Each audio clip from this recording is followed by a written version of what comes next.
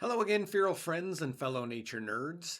It is time once again to clean out my junk drawer. Now, by that I don't mean to imply that today's subjects are junk, but I want to tell you about a couple of things that have grabbed my interest recently, but don't necessarily relate to each other or fit into a full episode all on their own. One is a plant, and the other is a bird, but they're not really connected otherwise. It's not like the plant and the bird have an exclusive relationship or anything. They're just two things that are interesting, and I really want to tell you about them. I, of course, am your host, Tim the Nature Nerd O'Hara, and this is the Dispatches from the Forest podcast.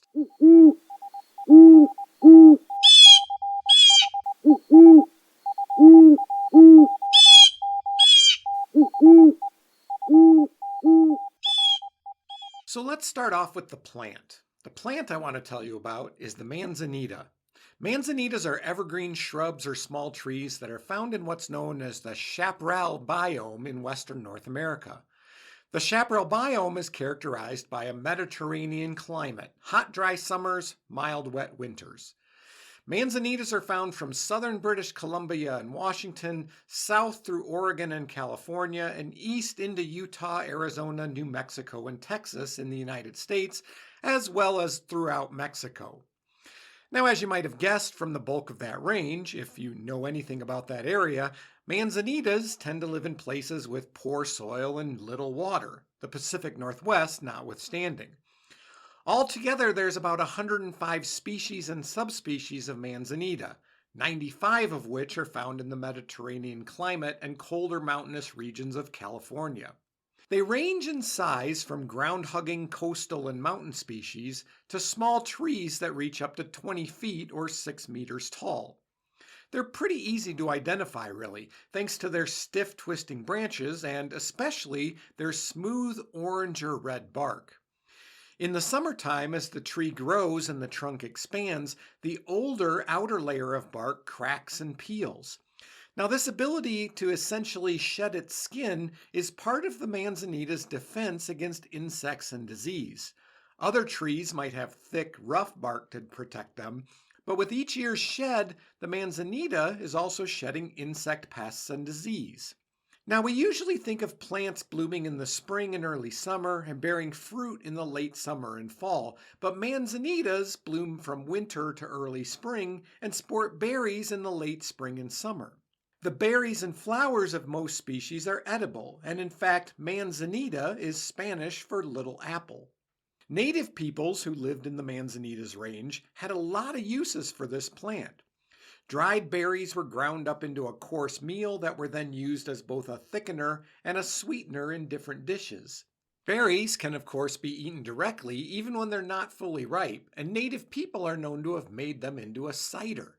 Medicinally, manzanita cider was used to treat stomach ailments and promote appetite, and the berries used to treat bronchitis and kidney problems. Now, I don't know how effective manzanita berries are as a treatment for those issues, but the leaves do contain chemicals with a mild disinfectant quality. Chewing the leaves can help treat mild urinary tract infections, stomach aches, and headaches. They can also be made into a poultice and applied to wounds. Infusions from manzanita leaves were also used to treat diarrhea, cold symptoms, and poison oak rashes. And if you've ever spent any time in northern or central California, you know that poison oak is quite abundant in the chaparral biome. So I'm going to need one of my California friends to go get a case of poison oak and treat it with a manzanita infusion and tell me if it works, okay? Now, if you live in the western US and you're looking for a native ornamental tree or shrub for your yard, and really no matter where you live, if you're looking for ornamental plants, you should be looking at native species.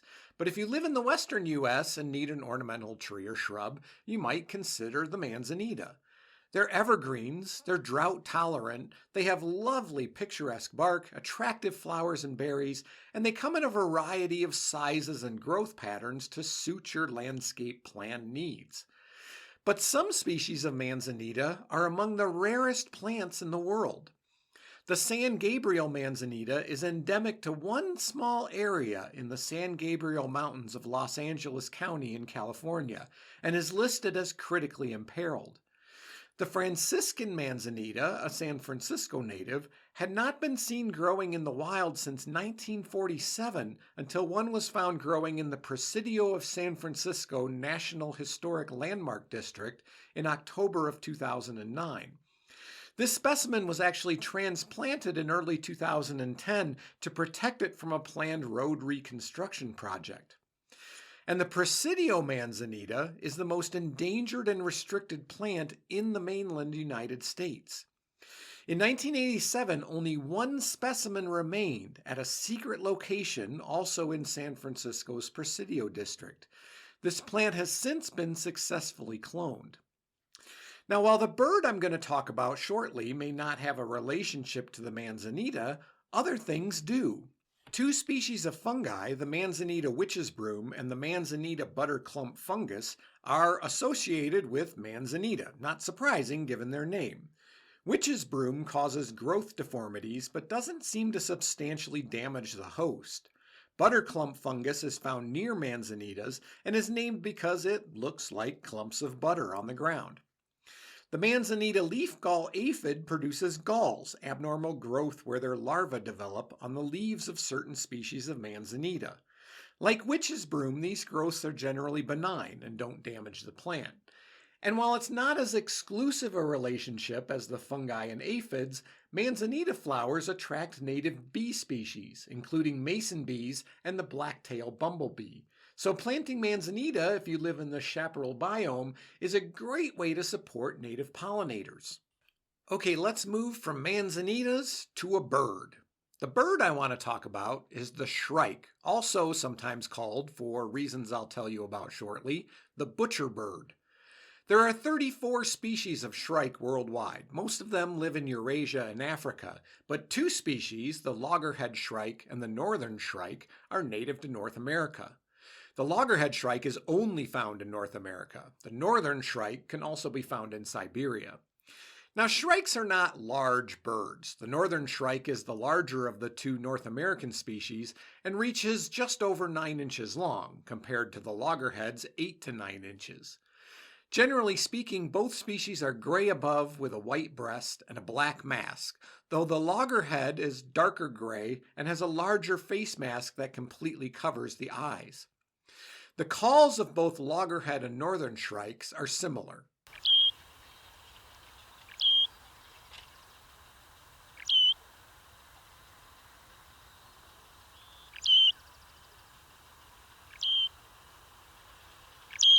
Now, shrikes need an open habitat with an area to forage, elevated perches, and nesting sites.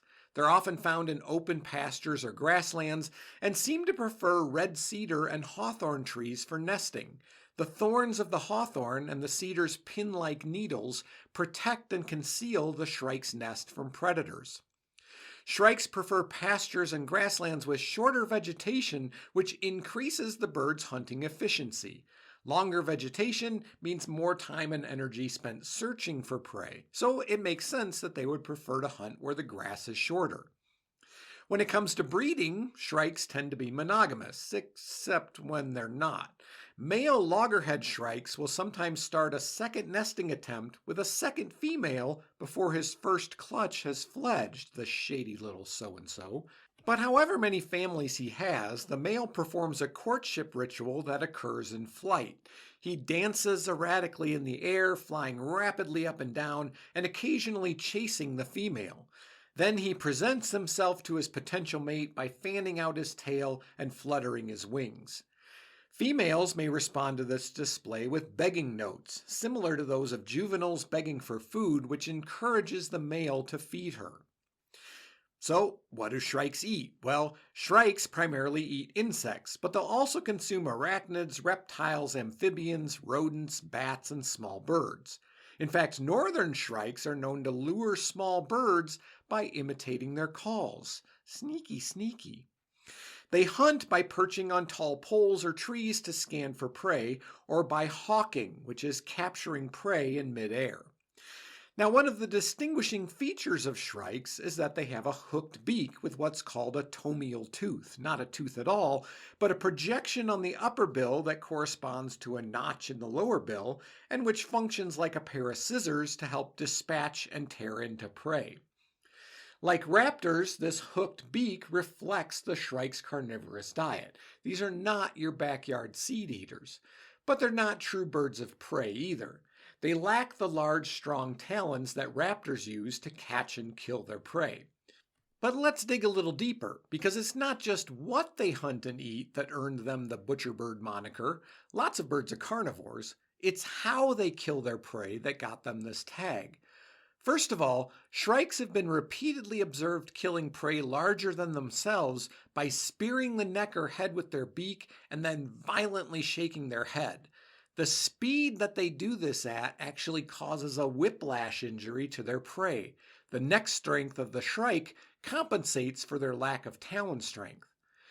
Secondly, and this is where shrikes get really kind of metal, to be honest, they earned this nickname because of the male's habit of impaling insects or small vertebrates on thorns, branches, the spikes of barbed wire fences, or any other available sharp point.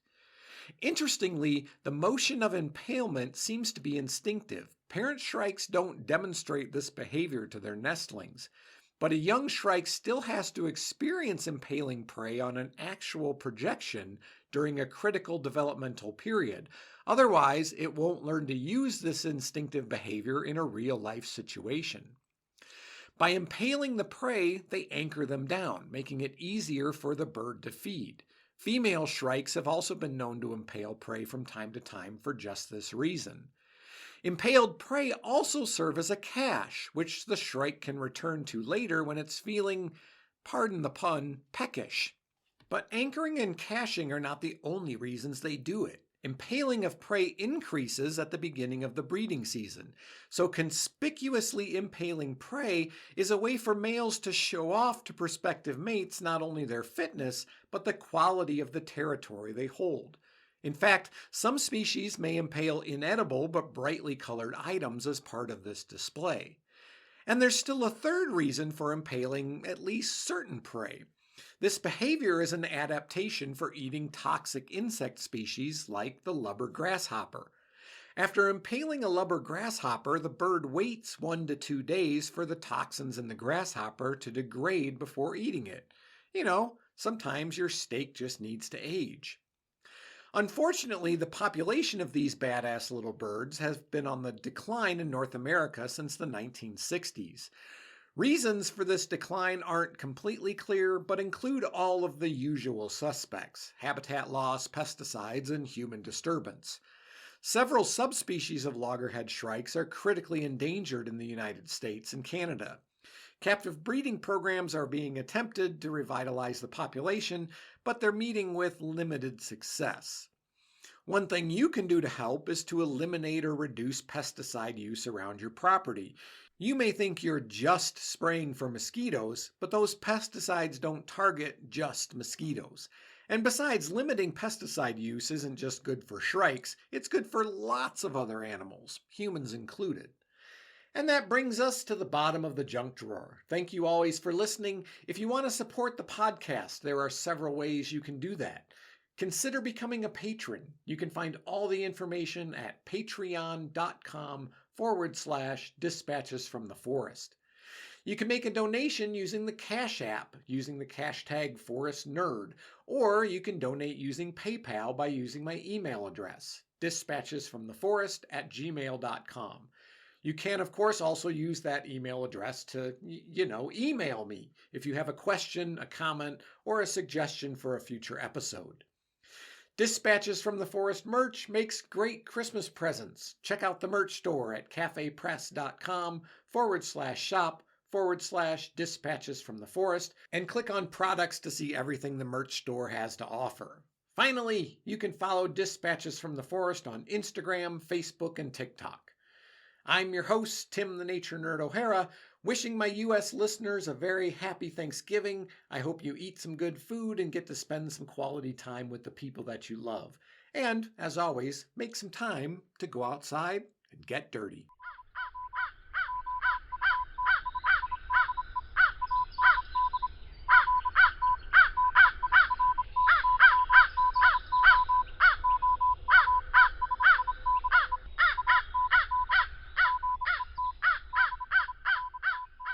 The Dispatches from the Forest podcast is a production of Dispatches from the Forest and may not be used or rebroadcast whole or in part without express written permission.